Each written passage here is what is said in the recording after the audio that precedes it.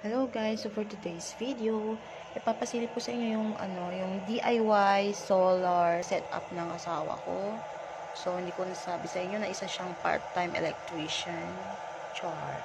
Oo, so ito DIY niya lang ito guys. So meron kaming solar. So kahit mag-brown out, meron kaming ganyan.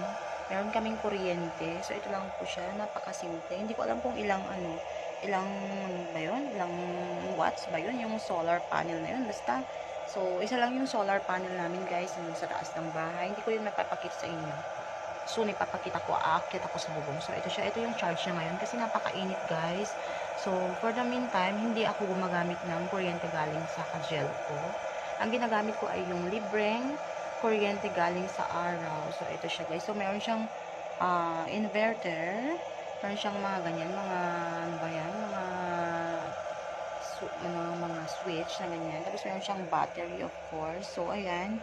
So napapagana niya ng sabay yung dalawang electric fan. At saka meron kaming mga solar na ilaw, yung mga yan.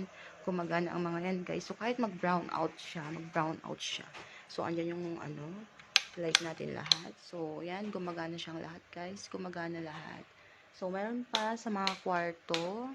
So, andun yung fan ko, gumagana siya. So, libre yung electric fan ko guys. So, andyan, gumagana siya. So, mayroon din dito.